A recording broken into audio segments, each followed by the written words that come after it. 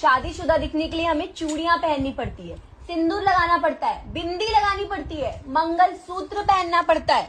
तुम्हें क्या करना पड़ता है? सब्र करो, बताता हूँ। शादी के बाद अगले दिन से घर से बाहर निकलना बंद कर दूँ तो समझ लो शादी हो चुकी है।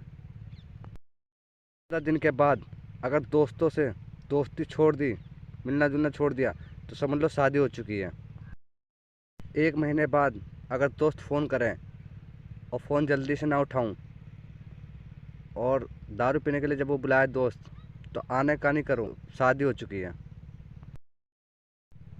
शादी के बाद जो लड़का सुबह शाम इधर उधर घूमता था आवारों की तरह, अब वो काम करने लगे, तो समझ लो शादी हो चुकी है।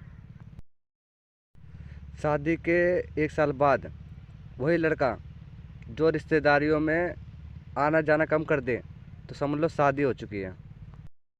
वही लड़का दोस्तों यारों का फ़ोन उठाना बंद कर दे, तो समझ लो शादी हो चुकी है।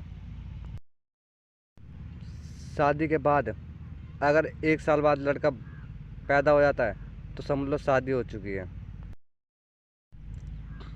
किसी की शादी में जो लड़का 10 दिन 15 दिन पहले पहुंच जाता था, अब वो शादी वाले दिन पहुंच रहा है, तो समझ लो शादी हो गई है।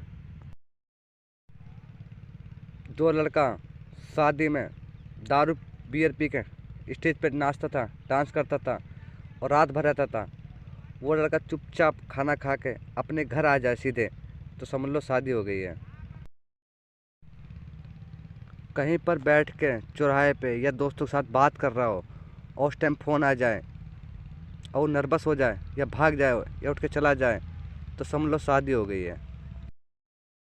वो लड़का जो इधर उधर उल्टे सीधे काम करता था और वो अच्छी अच्छी बातें कर रहा है, किसी को समझा रहा है, तो समझ लो शादी हो गई है।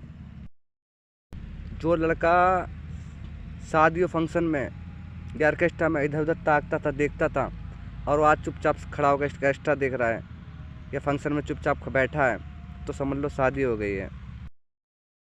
मैडम, इससे ज़्यादा अगर जानना है तो आप दूसरी वीडियो बनाना, उसमें मैं बताऊंगा। जब तक के लिए जय श्री राम।